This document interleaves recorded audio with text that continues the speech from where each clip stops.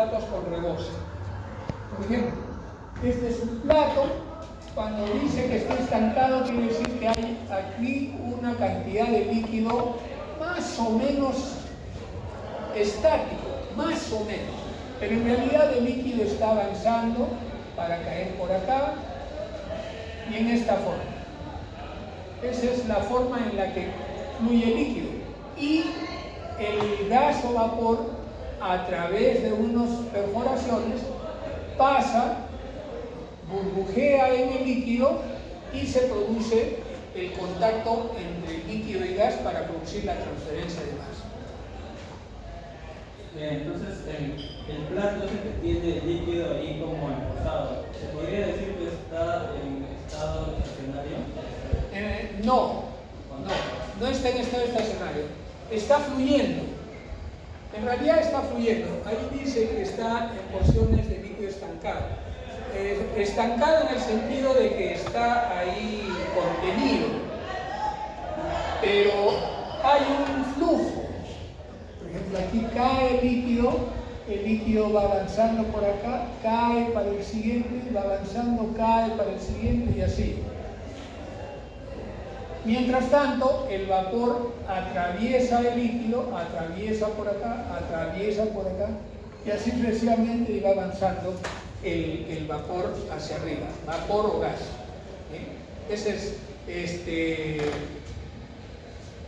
se trata de tener una cierta altura de líquido. Eso es algo que también vamos a ver.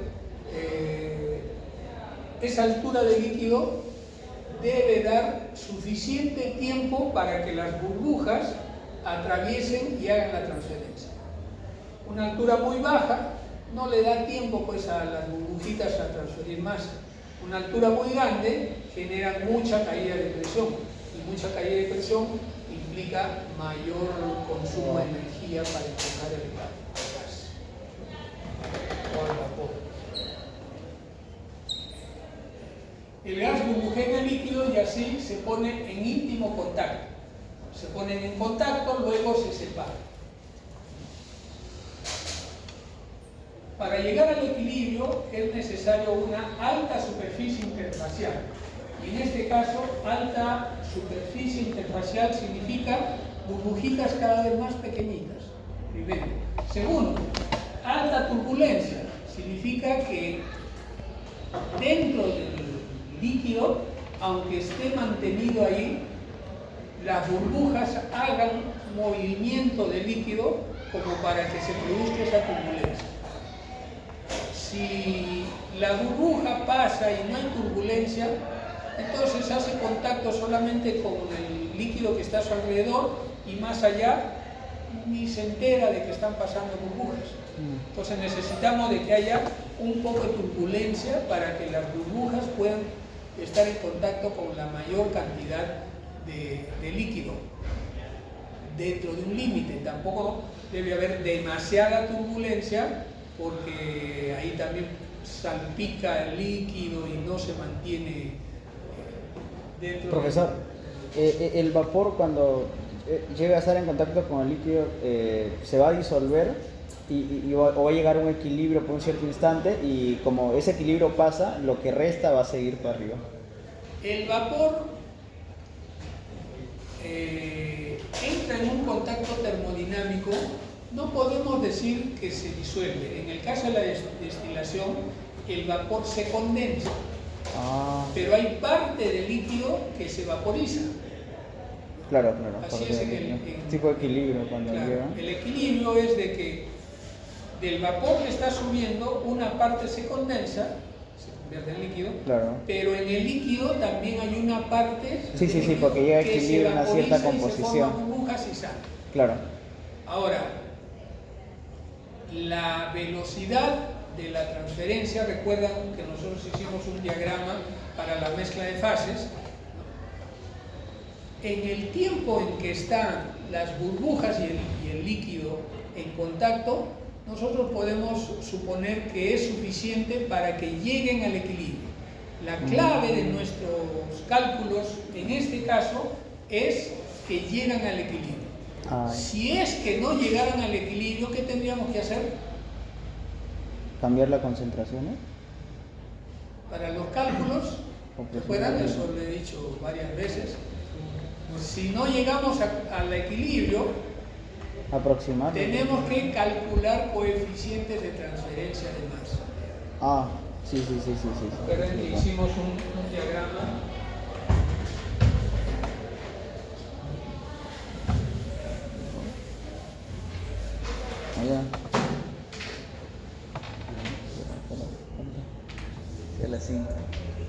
Hicimos un diagrama así, que si nosotros mezclamos las dos fases y le damos tiempo suficiente, hay como una especie de recorrido, es decir, al final de la operación, tanto el gas o vapor y el líquido están en equilibrio. Si están en equilibrio, están sobre la curva de equilibrio. Claro. Pero si el tiempo no es suficiente, no se llega al equilibrio, entonces llegará, digamos, por acá. En este caso, debido a que no tengo forma de calcular cómo va a ser, hacia dónde llegó, cuánto le faltó, eso es difícil de hacer, entonces la única manera que tengo de determinar la transferencia de masa es a través de los coeficientes de transferencia de masa. Nosotros vamos a trabajar en la absorción y en la destilación, suponiendo que se llegó al equilibrio.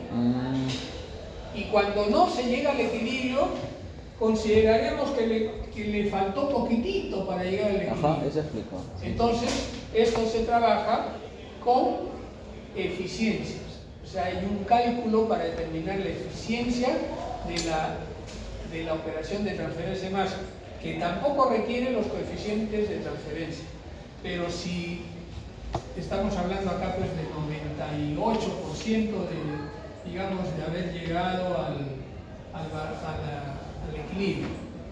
Pero si estamos pues lejos, digamos 60%, 50%, entonces tenemos que trabajar con los coeficientes de transferencia de masa.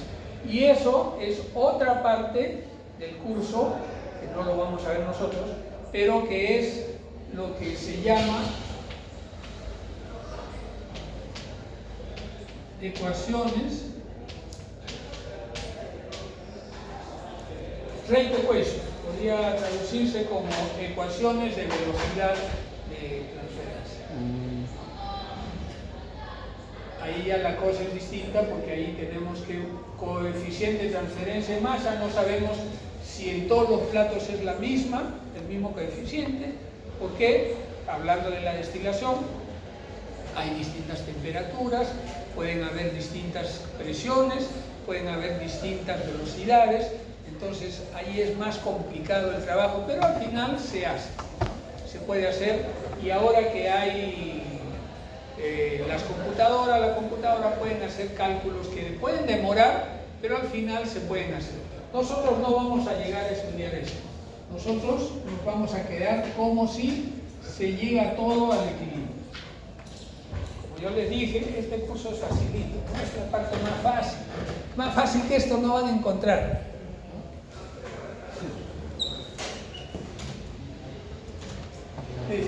Entonces, cada plato se supone que es una etapa en equilibrio, es decir, se mezcla el vapor o el gas con el líquido, digamos que hay un chocolateo y cuando se separan ya están en equilibrio.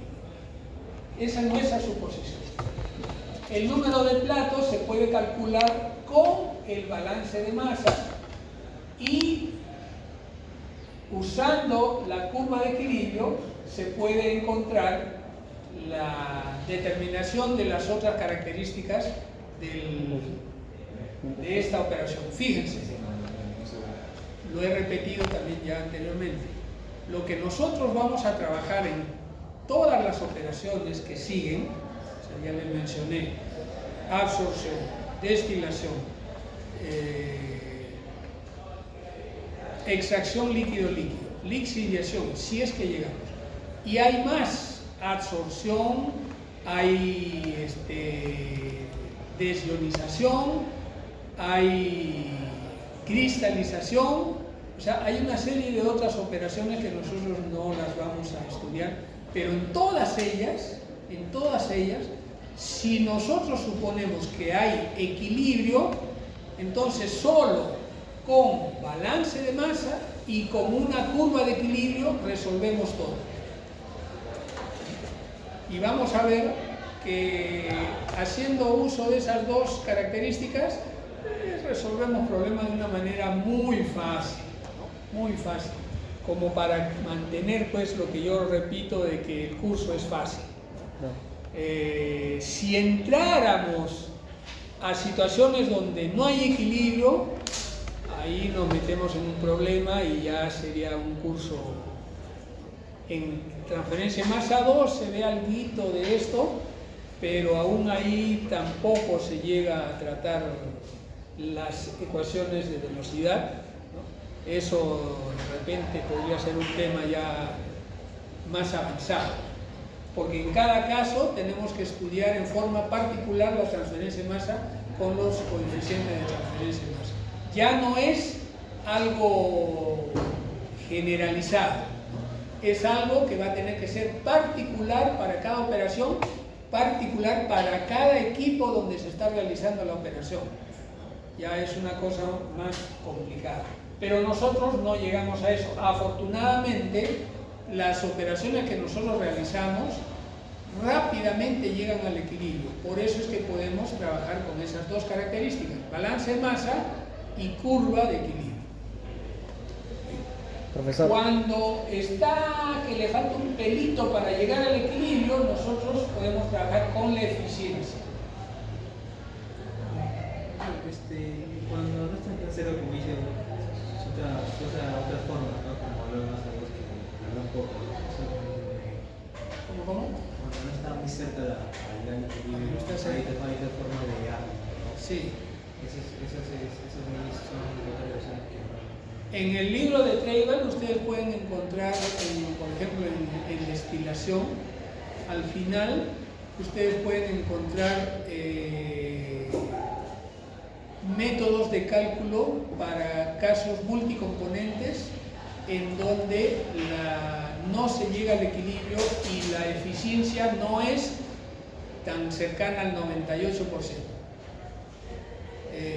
Ustedes podrán ver que hay una serie de correlaciones más particulares para el caso de la destilación. Y para el caso de la absorción, también lo menciona, aunque el Treibel no ha desarrollado eso mucho. Hay otros libros, por ejemplo en el libro de Perry, ustedes entren en el libro de Perry y buscan, hay un capítulo especial para ecuaciones de velocidad de este tipo. En la versión 8, en la versión 9 aparece ese capítulo especial. Es distinto, hay cosas un poco más complicadas que nosotros no las llegamos a ver. Entonces, la eficiencia dice, se establece por la forma de realizar el contacto gas líquido y por el diseño mecánico de cada aparato.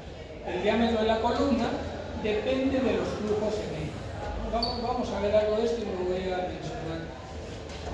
Acá tenemos tres tipos de dispositivo que permiten que se produzcan burbujas. La idea es formar burbujas en una columna para que las burbujas entren en contacto con el líquido.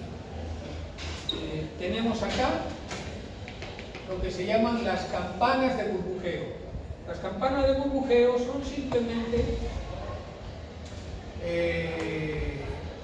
unas capuchas vertidas con unas rendijas laterales, de tal manera que el gas asciende y por presión pasa a través de la rendija formando burbujas.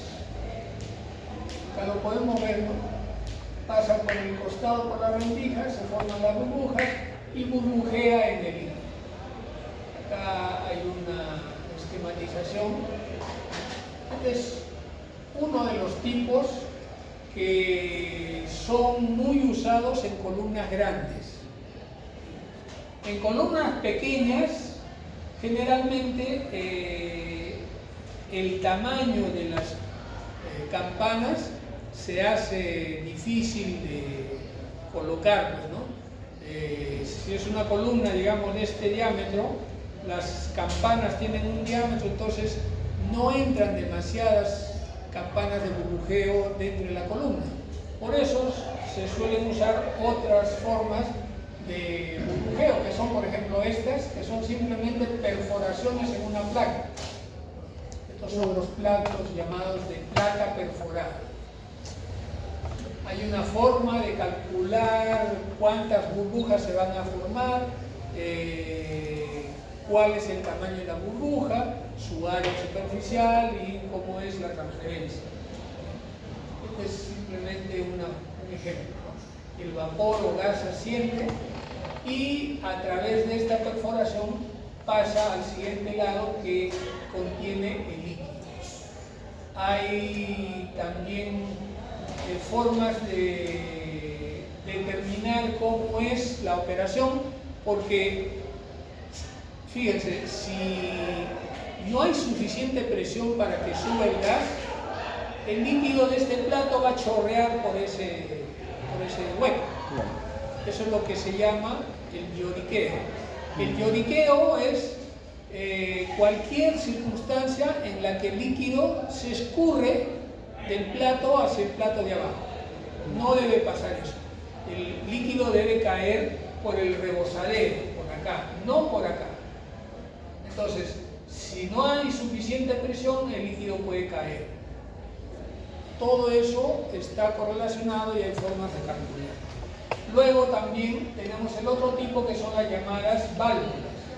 Las válvulas, como en este caso, es, digamos, una tapita que cuando viene el gas desde abajo, tiene una cierta presión, empuja la válvula y pasa. Como se ve acá, empuja y pasa. Cuando la presión es menor, ¡plop!, cierra y evita que caiga el líquido. O como en este caso, acá toda la válvula se levanta, aquí solamente es como una especie de tapita, ¿no? La levanta y burbujea. Si no hay presión, ¡plop!, cae. Entonces estos son dos tipos de válvulas. Hay otros tipos de válvulas en el mercado. También se usa en columnas relativamente pequeñas.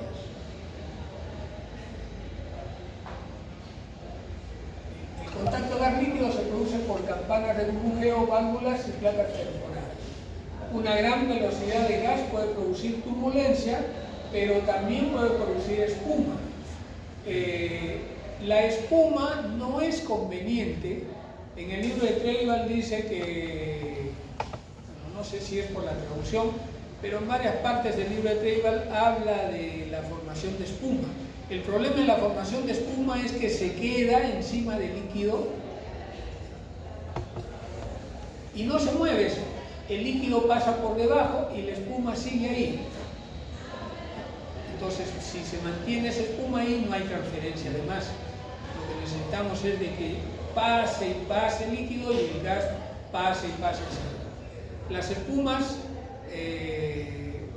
no son convenientes. Se puede formar en pequeñas cantidades, quizás no le afecta, pero cuando se forman grandes cantidades de espuma, eso no es conveniente. Además, si la velocidad es muy grande, puede haber lo que se llama en inglés entrainment, es decir, parte del líquido es arrastrado en forma de gotas.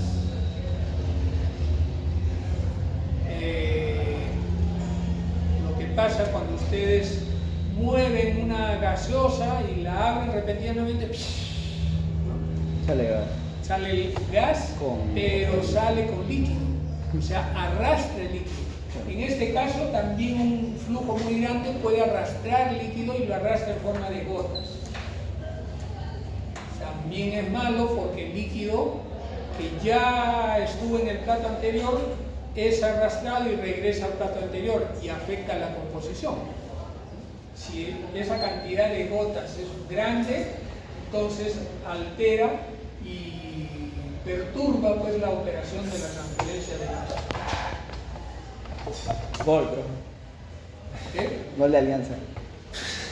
Gol de Alianza. ¿Están viendo? No, sino que vibró mi celular. Vibró mi celular. Vibró. O sea que va ganando, va empatando o 1-0 está está a ganando. punto de... 1-0 está ganando. Vibró, como vibró. Está bueno. Sí, profe, sí. No, está bueno. Yo preferiría que los 3 equipos de la Libertadores y los otros 3 que hay en la Sudamericana avancen. Para nosotros debiera ser un Gol de Guerrero, motivo, bro. como país, un motivo de alegría. Claro que algunos tienen más preferencia por unos equipos que por otros, es natural, pero por lo menos debiéramos tener como conjunto, ¿no?, un orgullo de que un equipo peruano, pues, por ejemplo, adelante, avance, ¿no? En el caso de Alianza está muy bien, sería su primer triunfo después de 15 años. Un montón de años. 15. ¿No? Bueno, pues han cambiado las cosas. Uy, tembar. Bueno, tiene que cambiar esos dirigentes nada más, pero por lo menos el entrenador está haciendo bien las cosas.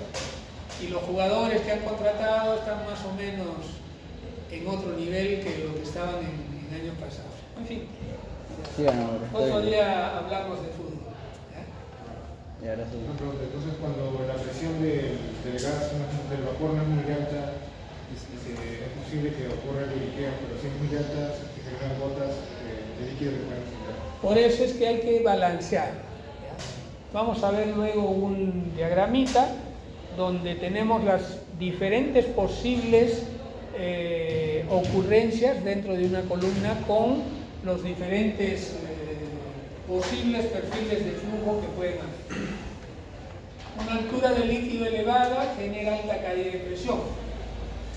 Para que el gas pueda pasar en suficiente cantidad, tiene que haber pues suficiente presión, pero si la altura del líquido es demasiada, eso implica que tiene que haber más presión abajo para que empuje, por ejemplo, las válvulas, para que empuje y pase a través de las rendijas, etc. Una alta caída de presión aumenta el costo operativo porque requiere más potencia para el flujo. Una alta presión en la destilación también requiere mayor temperatura al fondo para que hierva pues, el líquido. Una alta caída de presión entre platos obliga a mayor altura para llegar al flujo y que el líquido llene todo el plato. O sea, hay ventajas y hay desventajas. Y ahora sí. Necesitamos mantener algo equilibrado.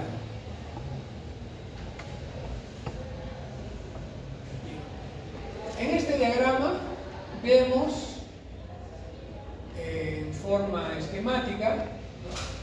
Este es el eje de la velocidad de flujo líquido y esta es la velocidad de vapor. Hay una zona que dice que es estable, es decir, conveniente para la operación. Debe tener una cierta velocidad de flujo líquido y una cierta velocidad de flujo de vapor. Pero si hay poco flujo de líquido y alto flujo de vapor, ocurre lo que se llama el entrainment, es decir, se lleva gotitas de líquido en el vapor. No es conveniente. Aquí, si hay poco flujo de vapor, entonces ocurre lo que se llama el lloriqueo, es decir, el líquido se mete por las rendijas y cae hacia el plato de abajo, ¿no?, cuando debiera caer solo por el rebosadero. Aquí,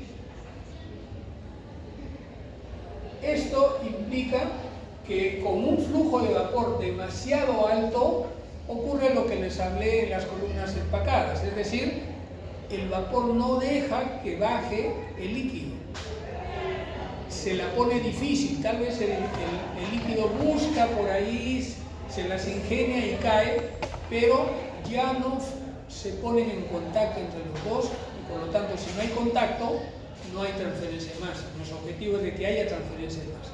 Entonces no puede haber tampoco un flujo demasiado alto. O sea, es lo mismo que el primerito.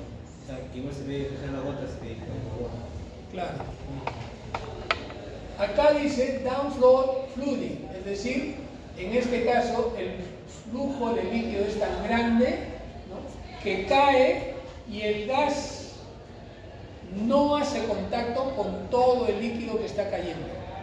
O sea, pasa el líquido y el vapor tiene muy poco flujo y por lo tanto tampoco hay transferencia de masa. Y este caso, que se llama choking, en inglés podríamos traducirlo como asfixia. El caso de asfixia es el caso cuando nos falta aire, ¿no es cierto? En este caso hay tanto flujo de líquido que no vemos pasar al gas.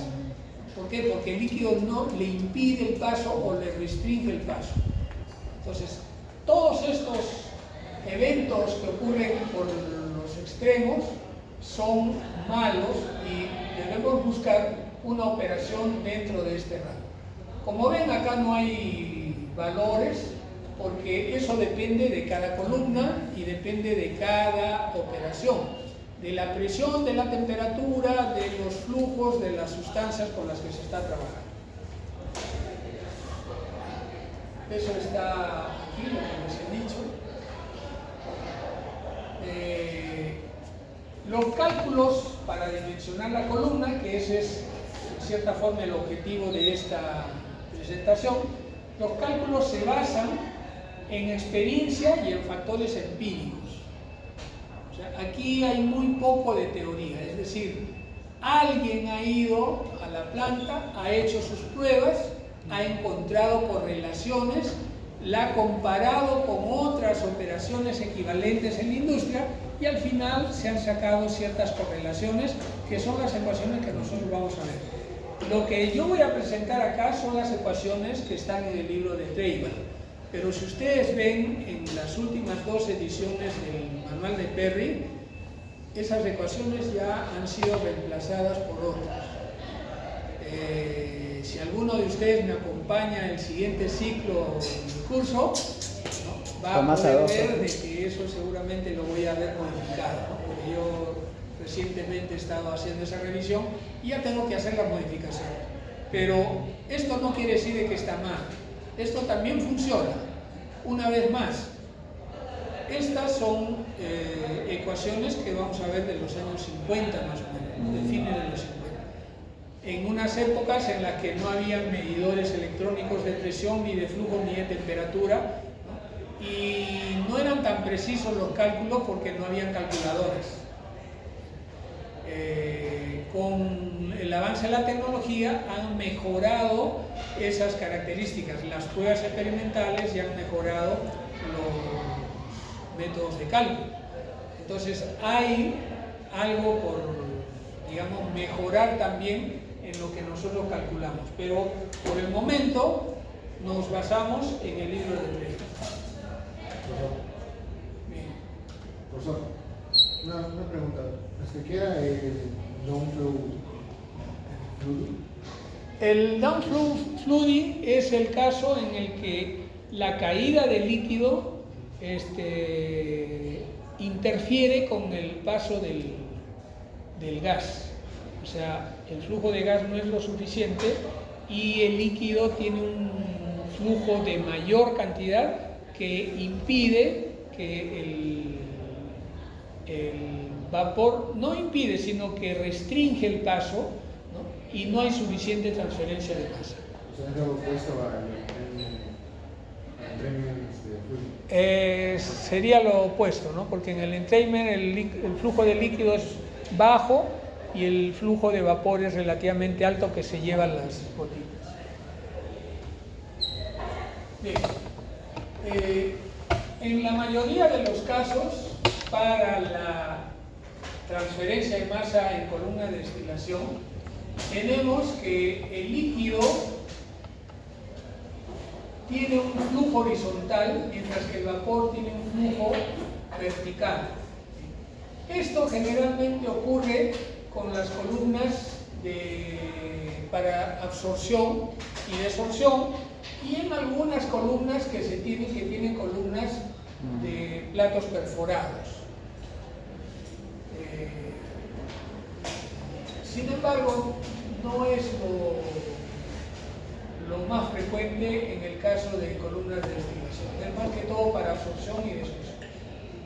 Acá más o menos vemos que hay una bajada de líquido y una especie de cierre acá para que el líquido se mantenga con un cierto nivel y avance por acá y caiga por el rebose al siguiente plato. Esto de acá dice que es recipiente sellado simplemente para evitar que por ahí se meta el vapor. Tenemos diferentes formas de cómo se realiza el flujo en una columna de platos. Por ejemplo, acá tenemos lo más simple, que es el flujo cruzado. Se está cayendo por acá del plato de arriba, avanza en este sentido y cae por este hueco al siguiente plato. En algunos casos se trata de mejorar la eficiencia de la conversión, en el caso del líquido, haciendo que el líquido vaya o sea, haga un doble recorrido como se ve. Aquí está haciendo un solo recorrido hacia el fondo, aquí hace dos recorridos. Acá tenemos un doble paso, es decir, el líquido cae desde arriba por los costados, avanza hacia el centro y baja por el centro. Lo mismo se puede tener en diferentes arreglos. Se supone que hay una mejora en la eficiencia. El problema es, o sea, cuando hablo de la eficiencia significa en la transferencia de masa al aumentar el contacto entre el líquido y el vapor, entre el líquido y el vapor o el gas. El problema es de que no en todos los casos es efectivo. Y en algunos casos no vale hacer una columna tan costosa para ganar pues 1% de eficiencia o algo así. Bien, acá tenemos características, dice, para diámetros de la columna en 3, 4, 6, 8, etcétera, pies. La capacidad usual para el diseño de la columna en galones por minuto de líquido, y estos son los flujos recomendados para trabajar en alguna de estas variantes. Por ejemplo, flujo inverso, como es esto de acá, flujo cruzado, que es lo estándar, doble paso o doble paso con cascada. Esto normalmente, como ven, es para flujos mucho mayores.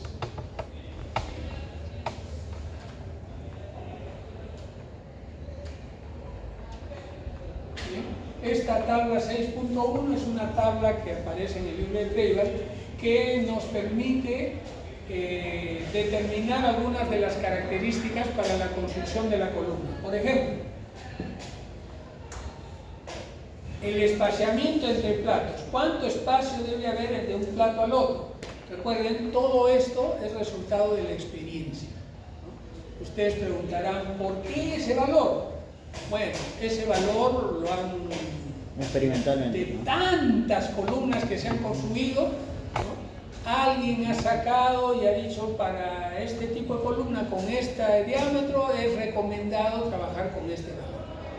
Son recomendaciones de la experiencia. Entonces, este es el diámetro de la torre y qué distancia tiene que haber de un plato al siguiente. Aquí está indicado como mínimo 6 pulgadas. 20, 24, 30, 36, dependiendo del diámetro de la torre. Luego, flujo de líquido. dice A no superior a 0.015 metros cúbicos por metro de diámetro de la columna. Son recomendaciones y en algunos casos se están dando rangos operativos. Dice, para platos de flujo transversal de un solo paso, o no superior a 0.032 metros cúbicos por longitud del derramadero, es el equivalente a 0.35 pies cúbicos por pie. El sellado de los vertederos, hay un caso de la operación a vacío, otro caso para presión atmosférica y superior. Esto se está dando, es decir, cuánto de altura debe tener la placa del plato, o sea, cae del rebosadero y tiene que pasar al plato.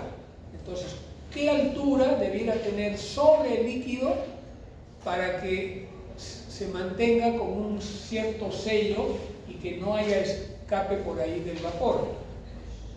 Aquí dice 5 milímetros como mínimo, 25 milímetros a presión atmosférica, 40 milímetros es lo preferido.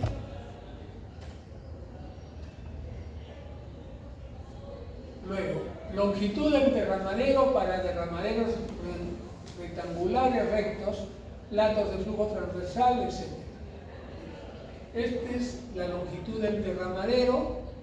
Vamos a ver luego el diagrama W, que es, si vemos el diámetro de la columna, ¿no? En algún momento debe haber un derramadero que es como una especie de cuerda, ¿no? Viéndolo desde arriba. ¿Saben lo que es una cuerda en un círculo? ¿No? La cuerda es una línea que une dos puntos del círculo que no son a través de un diámetro, que no son a través del centro. Esta es la distancia desde el centro y este es el porcentaje total del espacio libre que está quedando para el vertedero. Luego, la caída de presión para cada plato se recomienda cuando la presión total de la columna es 35 milímetros, la caída de presión debiera ser 3 milímetros de mercurio o menos. Para las que se llaman columnas atmosféricas, eso de columna atmosférica es un decir. La columna está abierta a la atmósfera, o sea que teóricamente debería haber una atmósfera en toda la columna, pero en realidad en el fondo de la columna siempre hay mayor presión y en el tope de la columna siempre hay menor presión. Una columna atmosférica puede tener, sobre la atmósfera, puede tener 10 o 12 psi G de exceso en el fondo. Claro, hay una diferencia de presión importante, pero eso es considerado atmosférico. Bueno, entonces aquí, dependiendo de la presión con la que trabaja la columna, se está recomendando una caída de presión por plato. Fíjense que si esta columna tiene 10 platos, o sea que la caída de presión total en la columna va a ser 30 milímetros de mercurio. Y si son 35 milímetros de mercurio absolutos, la operación de esta columna, quiere decir que tenemos que darle esta diferencia, estos 30 milímetros de mercurio, de alguna manera con un compresor que entre, aunque la columna esté en vacío, le metemos presión para que pueda tener esa caída de presión de los 30 en toda la columna. Profesor, una pregunta, ¿la presión total en qué parte se mide del equipo? Depende de cuál es el objetivo de la medición de la presión. Cuando tú necesitas operar la columna dándole una fuerza de vapor, porque el vapor tiene que entrar y llegar hasta el tope, ¿no es cierto? Entonces la presión la debes medir abajo. Pero cuando tú quieres determinar la característica del destilado, la presión la tienes que medir arriba. O sea, depende de qué es lo que necesitas. Arriba, obviamente estamos hablando de una columna real, porque para la simulación tú puedes suponer que arriba y abajo tienen la misma presión, pero si tuvieran la misma presión ya no hay flujo, ¿no? Tiene que haber diferencia de presión para que haya flujo. Entonces, si vas a trabajar con una diferencia de presión, el vapor debe tener mayor presión abajo para que pueda ir ascendiendo y arriba ya tiene otra presión, una presión menor. En el caso del líquido, el líquido normalmente cae por gravedad, por lo tanto no va a tener la presión que le da el plato. Simplemente lo único que necesita el líquido es entrar. Una vez que entra, cae por gravedad. Entonces, la presión que se mide es la presión del vapor.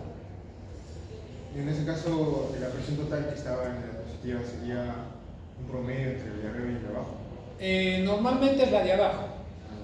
La de abajo. Bien, estas imágenes corresponden a cómo es una campana de burbujeo. Se está, por ejemplo, dando una altura. Todo esto, fíjense, está con medidas recomendadas. El tamaño, si yo tengo una columna de cada vez más grande diámetro, el tamaño de las campanas de burbujeo ya no cambia, es un valor fijo. Por eso es que le decía, en una columna muy chica no entran muchas de estas campanas de burbujeo, fíjense, son entre extremo y extremo son 4 pulgadas. 4 pulgadas son 10 centímetros aproximadamente.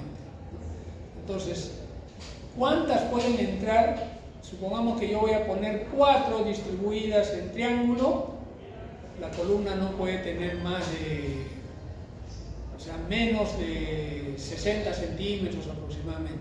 O sea, menos que eso, no me entran más de 4 o 5 de estas campanas de burbujeo. Cuando la columna es más pequeña, ya no puedo usar campanas de burbujeo, tengo que usar o válvulas o placas perforadas.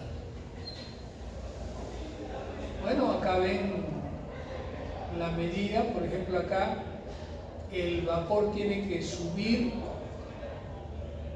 bajar hacia la rendija y salir.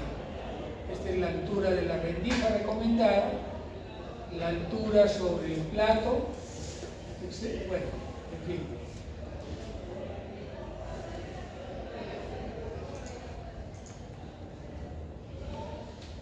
El diámetro de la columna debe permitir una velocidad lineal del gas y flujos aceptables dentro de los rangos que sean satisfactorios. Acá tenemos una ecuación para el cálculo de la velocidad y este CF es una constante. Estas son simplemente las densidades del gas y del líquido. Esta B sub F la velocidad lineal, G el flujo volumétrico de gas, A área de flujo, Rho densidades, CF un factor que está, vamos a verlo luego.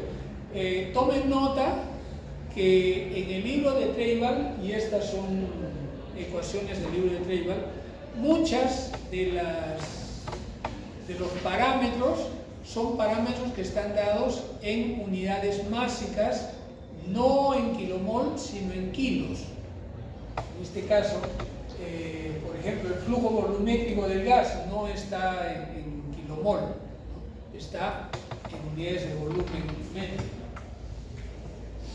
Profesor, cuando dice velocidad lineal es que a medida que avanza va a ir disminuyendo linealmente, ¿o? No, la velocidad lineal se refiere a, digamos, tú tienes acá la placa y por abajo viene el gas. Claro. ¿Cuál es la velocidad lineal del gas llegando a la placa?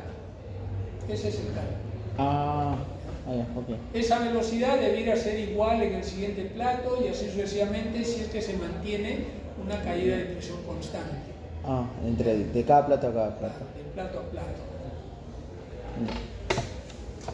El factor C sub F se calcula con los datos de la tabla 6.2. Esa es la ecuación para calcular el C sub F. Esta es la velocidad superficial, también dado en kilos por hora por metro cuadrado, lo mismo esta. La densidad del líquido y del gas. Y estos alfas, betas, esta es la tensión superficial. El alfa y el beta son calculados también en unas ecuaciones que vienen a continuación, en la misma tabla. Un plato de flujo cruzado debiera manejar flujos de hasta relación de flujo de gas a diámetro de 0.015 metros cúbicos por segundo por metro de diámetro de columna. Aquí dice que hay columnas hasta 15 metros de diámetro, pero eso era en la fecha en la que se hizo el libro de Treiber. En la actualidad yo he leído operaciones con columnas que tienen hasta cerca de 20 a 30 metros de diámetro, ¿no? O sea, son más grandes, son enormes. Imagínense que hay columnas de 120 metros de altura. Para que tengan esa altura no pueden ser tan delgadas porque si no, no tienen estabilidad, ¿no? Entonces son también más anchas. O sea que 15 metros, de aquí al fondo creo que ¿cuántos metros hay? 10, ¿no? De aquí hasta el fondo, de aquí hasta allá deben haber 6, 7 metros. Pero de aquí hasta el fondo tal vez hay unos 10 metros. O sea que una de estas columnas que les estoy diciendo es como si tuviera 2 salones, ¿no? Y de un tubo. Juntos, ¿no? Con un tubo de hasta...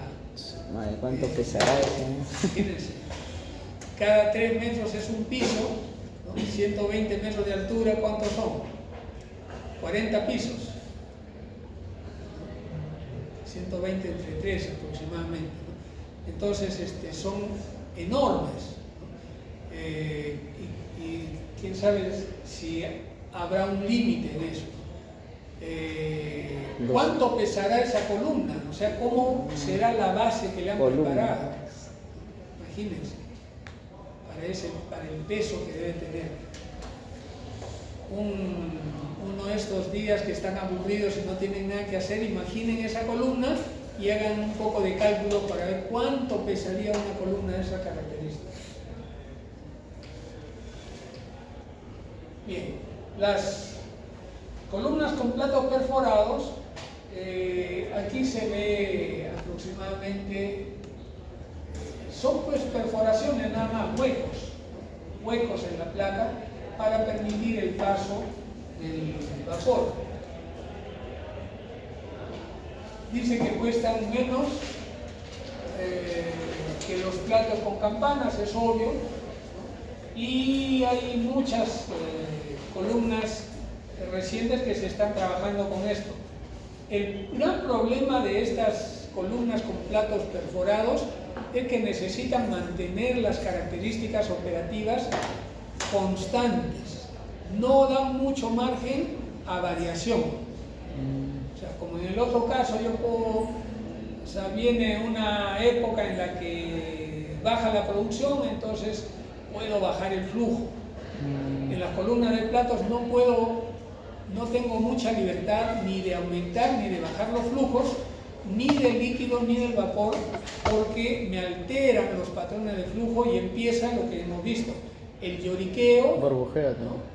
O el arrastre de las gotitas. Entonces, tienen ese problema este tipo de columnas. Los agujeros deben ser uniformes, bien distribuidos, suficientemente pequeños para producir burbujas adecuadas. Pueden estar sujetos a inundación y a producir espumas que arrastran líquidos. Eso es cuando los flujos pasan de los valores recomendados. Los agujeros deben ser 1/8 a medio pulgada como máximo. 1/8 es un huequito así, ¿no? Eso es 1/8 pues, apenitas.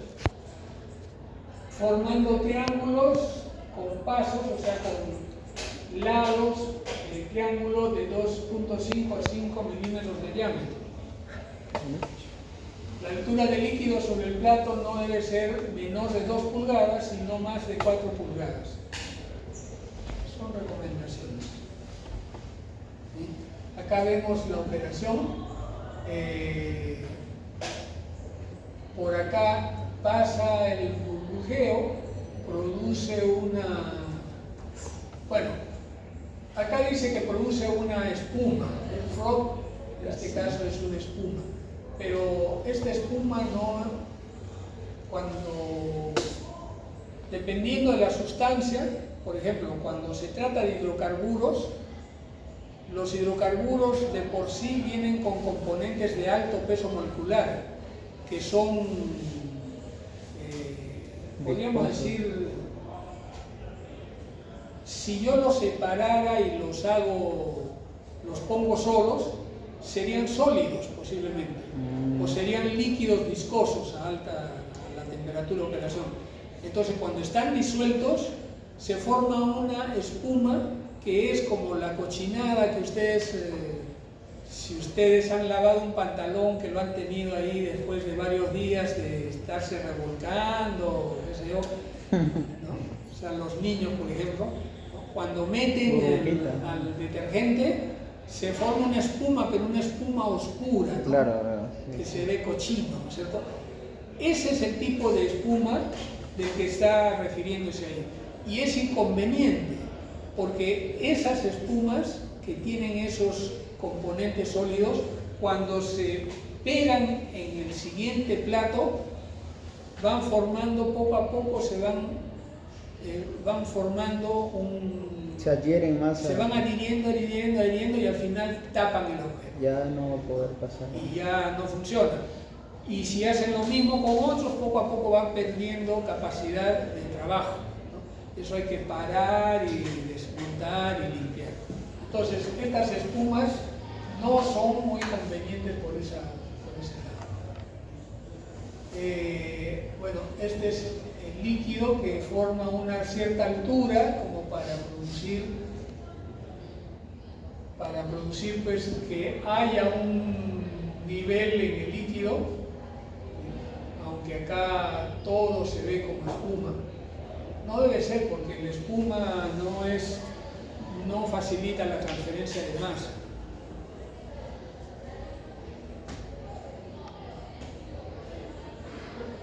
Acá lo vemos mejor, es un líquido que sobre el líquido está la espuma. Debe haber una altura lo suficiente como para que produzca el flujo y la caída por el rebosamiento. Entonces siempre debe haber una altura aquí.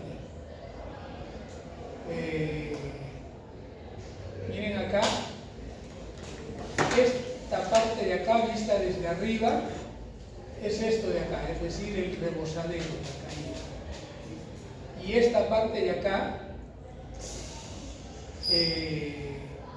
es el hueco real, o sea, no coincide con esto, pero es el hueco real por donde está cayendo, y esto de acá es lo que le llamábamos hace un rato W. O sea, la cuerda de este círculo.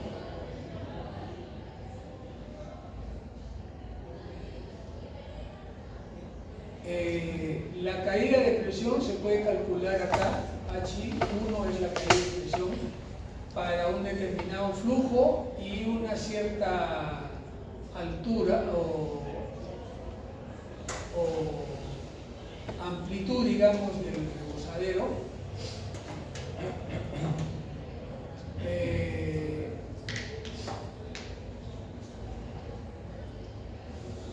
Ustedes en flujo de fluidos han estudiado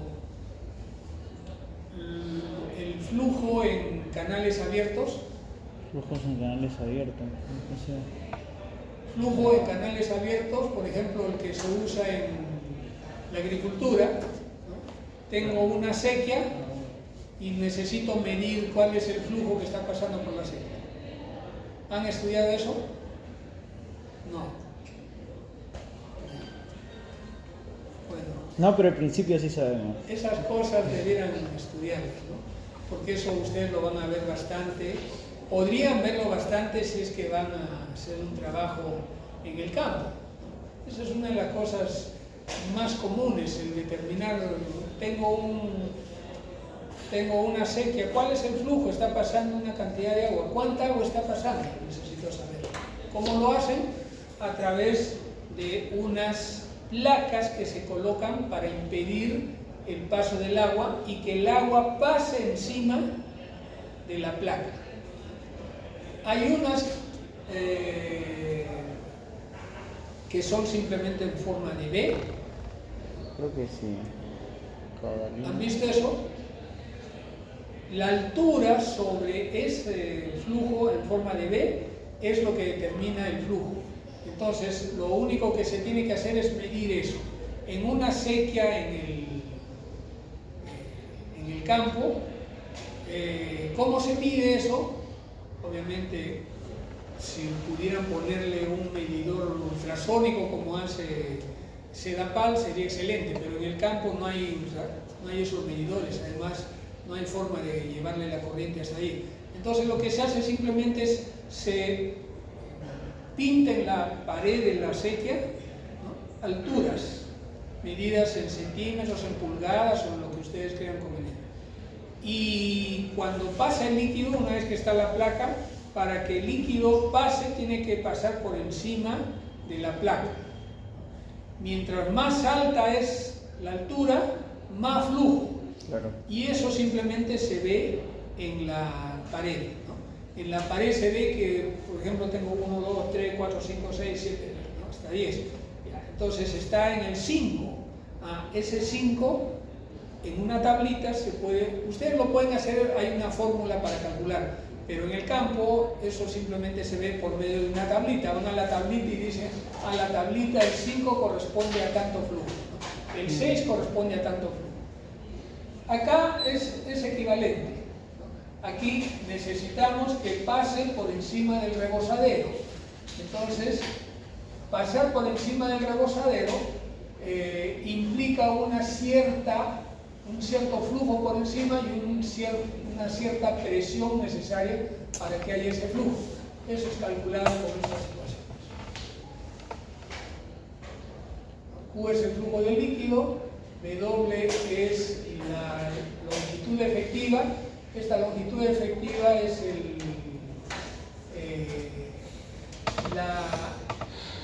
miren, la altura sobre el rebosadero, sobre la placa. H1 es la altura sobre el rebose, está. W entre T normalmente es 0.7. O sea, esto es el 70% del diámetro total de T, es el diámetro de la placa.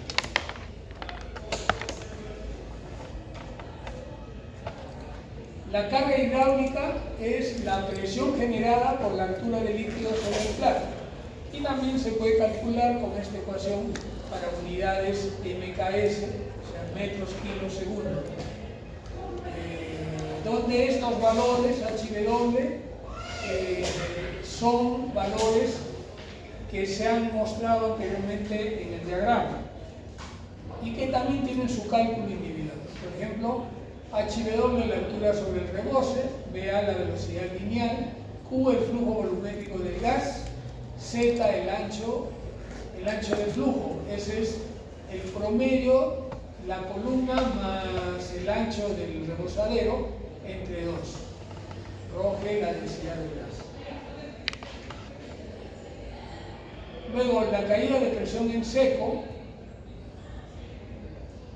está dada por esta relación. En esta relación, D sub C es el diámetro del edificio, L el espesor del plato, G la gravedad, P' el paso entre agujeros, es decir, si están formando un triángulo, ¿cuánto es el lado del triángulo? Se supone que son triángulos equiláteros. F el factor de fricción que sale de las tablas. Entonces con esto se calcula este C sub 0 y A sub 0 entre A sub n, obviamente se calcula el área del orificio entre el área activa, con esta relación, y esto es para el número de agujeros que hay, para el total del área. La caída de presión del gas residual, o sea, caída, la traducción hubiera sido caída de presión residual debido al gas. Está dada por esta ecuación. Esta es la tensión superficial, la densidad del líquido, la gravedad y la suma de las presiones individuales que se han calculado es la caída total en ese plato. Se trata de que en cada plato haya la misma caída de presión y como los datos son todos correspondientes a características geométricas, entonces de plato a plato la geometría tiene que ser la misma.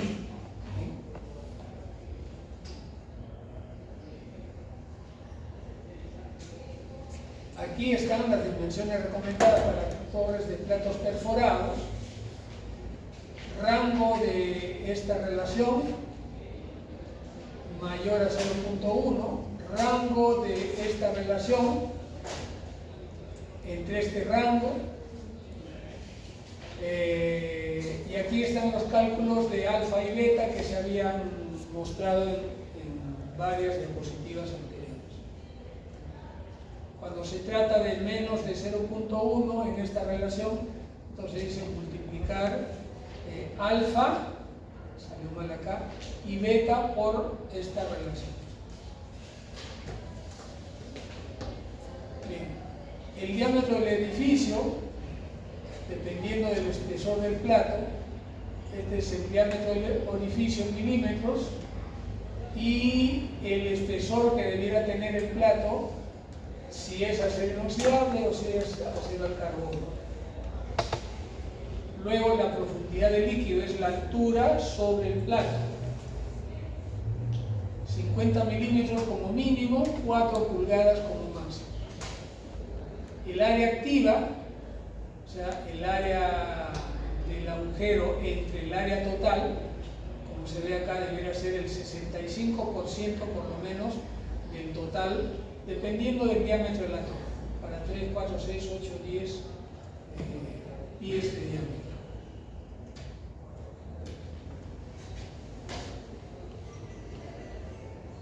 La caída de presión por la entrada de líquido al plato por el vertedero se puede calcular, aquí está el H2, o sea, es la presión para la caída.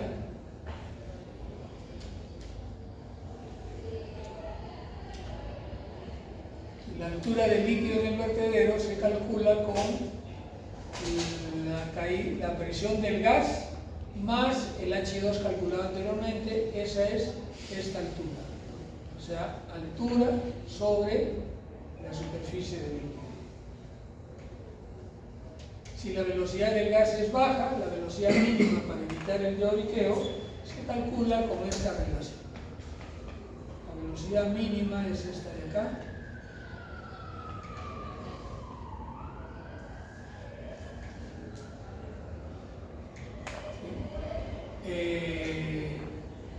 Esta de acá es una gráfica para determinar la posibilidad de arrastre de partículas, o sea, de gotas. Dice, es un problema con altos flujos de gas en platos perforados. Y se expresa como esta relación, moles de líquido arrastrado entre L más moles de líquido arrastrado, donde L y G son las velocidades superficiales para estos cálculos. Bien, todo esto que se ha mostrado acá es una especie de resumen de lo que está en el libro de Treibel para la determinación de las características que debiera tener una columna. Como ya lo han visto, todo esto es resultado de la experiencia más que un cálculo teórico. Es resultado de correlaciones y pruebas y pruebas y pruebas con columnas de diferentes tipos, de tal manera que con todo eso se ha llegado a esa característica.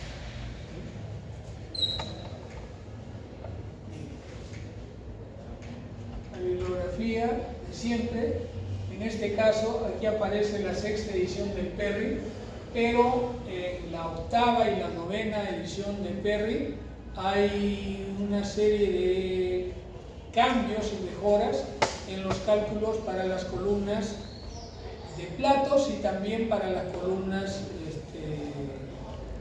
de relleno, empacadas. Muy bien. ¿Preguntas, consultas? ¿Cómo Profe. va Alianza? No sé, profe, porque ya no vibra mi celular. Profe, cuando usted dijo sobre la caída de presión era total, era sobre la de seco, creo, porque eran tres hachas que estaba sumando y dijo que siempre iba a ser constante. Se debe tratar de que sea constante. Y como todas esas caídas de presión dependen de que haya un cierto nivel de líquido y que haya cierta altura, si nosotros mantenemos esas alturas, entonces todo se va a repetir de plato a plato. De tal manera que los flujos de gas y líquido en el plato se van a mantener y se van a repetir, sería muy malo de que nosotros tengamos valores distintos para cada plato y las transferencias de masa pues no son repetitivas. Sería como una tipo separación, yo pienso, si fuese así, distintas presiones. Sí. Esta presentación corresponde a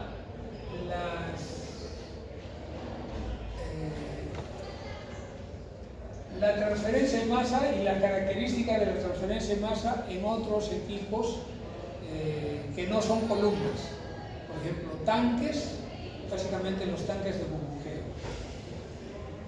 Vamos a pasarlo rápidamente para que puedan irse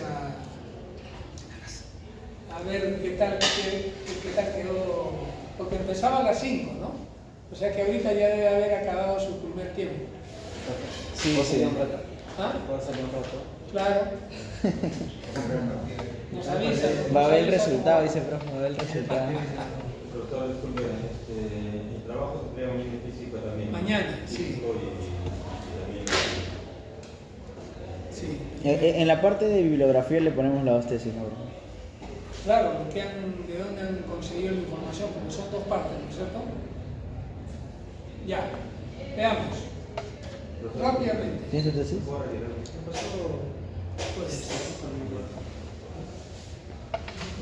Bien, columnas empacadas y columnas de platos. Dice que son los principales equipos de contacto, pero no son los únicos. Hay ciertas operaciones que requieren transferencia de masa, pero que la transferencia de masa es bastante más simple que en el caso de las otras operaciones de destilación, absorción, etc. Entonces, veamos algunos de estos. Por ejemplo, tanques de burbujeo, tanques agitados, eyectores, atomizadores. Este es un caso muy simple. Una columna de líquido en donde hay un burbujeo para que haya un contacto. En este caso se ve que la cantidad de líquido es bastante más grande que la cantidad de gas. De tal manera que el gas simplemente forma burbujas un poco aisladas y para este tipo de operación puede ser suficiente. ¿Cómo se mueve ese proceso? El líquido entra por arriba, sale por abajo, pero la velocidad de bajada del líquido no es muy grande. no es muy La grande. temperatura Y no debe ser muy grande para que Sí, pero no porque hay altere equilibrio y se la separa. transferencia de masa de las burbujas que están ascendiendo. Un Una tanque de burbujeo se una usa máquina para la de reacción de un temperatura componente de constante, un gas separado. con otro componente en un ciclo. Ajá. Profe, ¿y eso podría ser como el flash? Flash isotérmico creo que era. No, no. O sea, Flash, una operación flash es una operación donde entra una corriente a presión, una mezcla de gas y líquido a presión, y sale repentinamente a un aparato donde la presión es más baja. Entonces se produce en la descompresión se produce un cambio adiabático y hay una parte del vapor una parte del líquido que se convierte en vapor, y otra parte manteniendo el equilibrio. Como solamente es una operación adiabática, entonces la operación es solamente por cambio de fases debido a la variación de la presión, nada más. Esa es una operación flash. Entonces este es un proceso Esto de... es distinto. Esto es distinto. Ok. El gas se introduce por el fondo a través de unos distribuidores que tienen agujeros, normalmente de 1 a 3 milímetros de diámetro. ¿Cuál es la caída de presión debe ser bien grande? Hay una caída de presión para entrar a través de los agujeros y obviamente para que Sí, pues. llegue el gas arriba. El gas llega arriba y arriba hay una presión diferente, o sea, hay una caída de presión a lo largo de la columna. Pero aquí el objetivo es únicamente que el gas se ponga en contacto con el líquido. Como dice acá, eso generalmente se hace en columnas donde se requiere que un componente del gas reaccione con algún componente en el líquido.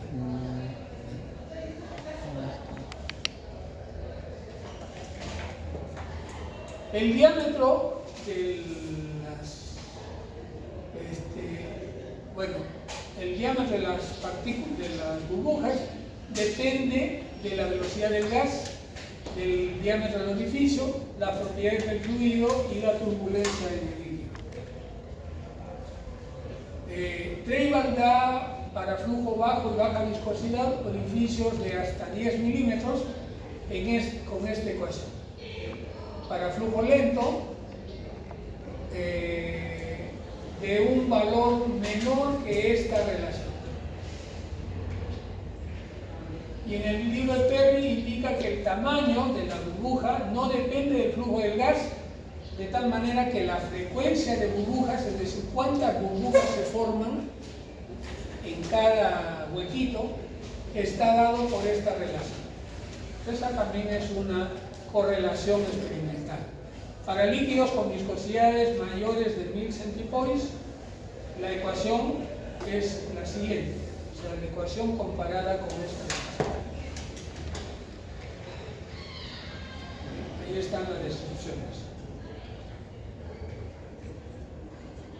Para flujos intermedios y números de Reynolds menores a 2100, el flujo está dado por esta relación. Para un flujo que es mayor que esto, y el número de Reynolds se calcula de esta manera. O sea, D es el diámetro del orificio, B la velocidad lineal, la densidad, pero este es el diámetro de la burbuja. Cuando los flujos son altos, el número de Reynolds mayor de 10.000, los chorros de gas forman burbujas de tamaño irregular entre 0.025 y 1.25 centímetros con promedio de 0.4 centímetros. Esto ha sido tomado del manual de Perry de la edición sexta, si no estoy equivocado. Si no es sexta, es la octava. Al final sale en la bibliografía. Quiere decir de que son resultados experimentales más recientes que lo que tiene Treiber, ¿no? Treiber no desarrolla esto. Entonces ese es el diámetro de la burbuja. Ahí está la descripción de los parámetros a usar. Las ecuaciones de arriba cumplen los datos experimentales de acuerdo a esta gráfica. Entonces uno puede utilizar el número de Reynolds para más o menos calcular o estimar cuál es el diámetro de la burbuja, que es lo que se quiere calcular.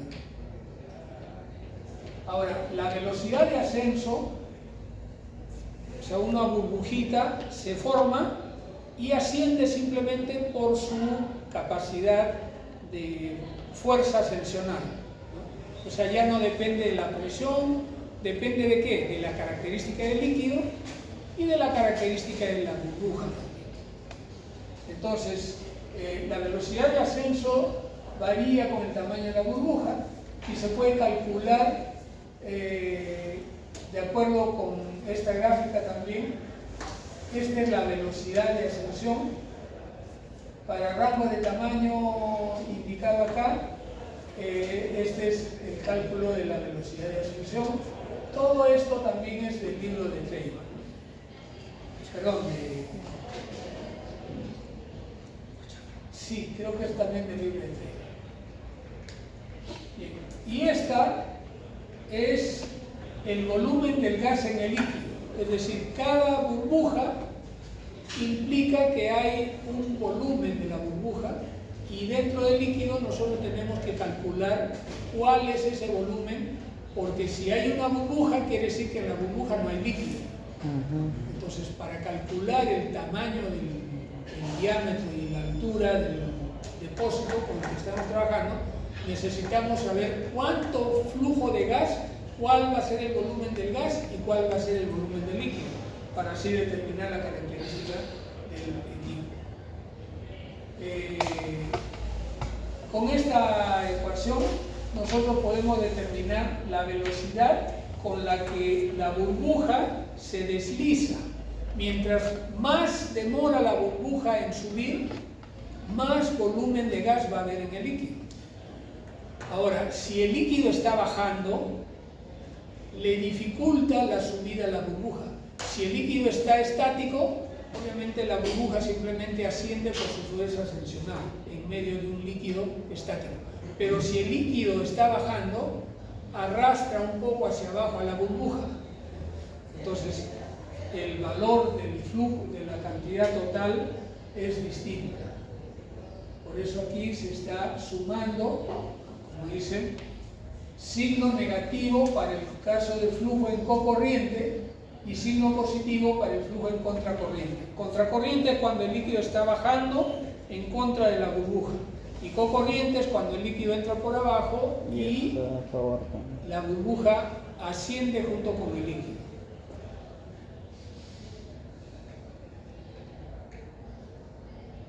El área interfacial específica para la transferencia de masa, ya entramos a lo que interesa para determinar cuánto se va a transferir en este caso estamos hablando de una reacción. Ese es el área específica, es igual como lo que hemos visto anteriormente. La resistencia a la transferencia de masa en el gas es nula comparada con la resistencia en la fase líquida. Quiere decir que, recuerdan la teoría de la doble película, para llegar a la interfase por el lado del gas no hay resistencia, inmediatamente llega. Pero para pasar al otro lado, para la parte líquida, ahí hay una resistencia. Esa resistencia es la que se debe calcular. En este caso, dice, se calcula con la correlación siguiente para el paso del líquido al gas. Esas son el número de Sherwood, el número de Reynolds, el número de Schmidt. Son los mismos números que hemos visto anteriormente, y estas son correlaciones también experimentales. Para el paso de un componente del gas hacia el líquido, la transferencia se puede calcular. Esta es una ecuación general que ya la hemos estudiado anteriormente en función de las composiciones, y este KL que es el coeficiente de transferencia de masa que aparece acá. En realidad es el producto de los dos, porque esta área no se puede medir con facilidad experimentalmente, entonces se calcula el total. Esta es la correlación que permite este cálculo. Como ven, son características del líquido y del gas.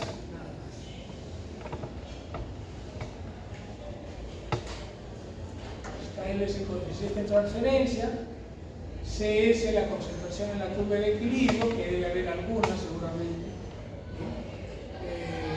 y en fin, ahí están las otras características.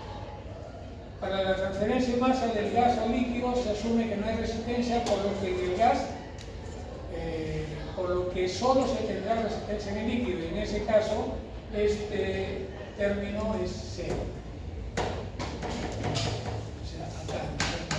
Este valor es cero. Bien. Ahora pasamos a otro tipo de equipo, que son los tanques agitados. En el anterior no hay agitación, todo es flujo libre, ¿no? O sea, la turbulencia la producen las burbujas, pero las burbujas no pueden producir toda la turbulencia que se necesita, porque si hay demasiado flujo para demasiada turbulencia, el problema es que el gas va a salir muy rápidamente y no tiene tiempo para mantener contacto con el líquido. Entonces, una alternativa es trabajar con tanques agitados. Los tanques agitados, por ejemplo, dicen, para meterle turbulencia con chorros de gas o con paletas o eyectores, se necesita, si es que necesitamos una cierta agitación en el líquido, solamente con el paso del aire podemos obtener moderado, completo o violento. Como digo, solo el paso del gas puede producir turbulencia, pero si la turbulencia es demasiada, el flujo de gas pasa y la transferencia de masa no se da porque no hay tiempo de contacto. Esta es una referencia a tanques de hasta 3 metros de altura. Entonces, la alternativa, como dije, es usar agitadores. Los agitadores permiten que el gas que está ascendiendo, aunque no sea mucha velocidad, pero el agitador lo mueve y la burbuja pues la distribuye o la despedaza en algunos casos para formar más burbujitas, y de esa manera aumenta el contacto. Ustedes deben haber estudiado en flujos fluidos cómo se calcula la potencia, ¿no? La distribución, sí, en tanques agitados. Acá también aparece la gráfica, la vamos a ver luego. Estos son típicos tanques con agitación. Acá tenemos diferentes tipos de impulsores, cada uno para un objetivo específico. Aquí estos lo que tratan de hacer es promover un vórtice. El vórtice se le llama a esta hendidura que hay, y por ejemplo en este caso, cuando se empuja hacia abajo el líquido, se produce un vórtice que, como la presión acá es menor, entonces hay un flujo de gas hacia adentro, es decir, chupa el gas y lo distribuye dentro del líquido. Eso, por ejemplo, en algunas operaciones de hidrogenación de aceites, se produce ese vórtice, se mete el hidrógeno burbujea, reacciona, pero hay parte del hidrógeno que no reacciona y se queda en la cámara. Entonces, con un vórtice se succiona nuevamente ese hidrógeno y vuelve a entrar para volver a hacer su operación.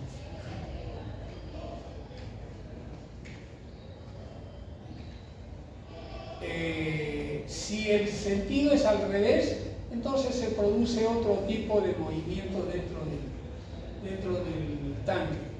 Todas estas cosas ustedes las tienen que haber estudiado en el curso de transferencia de movimiento. La dispersión de burbujas en una turbina genera un área de transferencia relacionada con lo que está indicado acá. Son nuevamente correlaciones experimentales.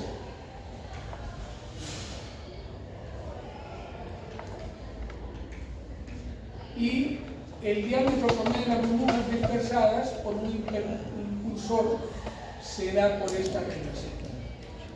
Para soluciones acuosas el valor de K es 2.25 y M 0.4. Para soluciones orgánicas 1.9 y M 0.65.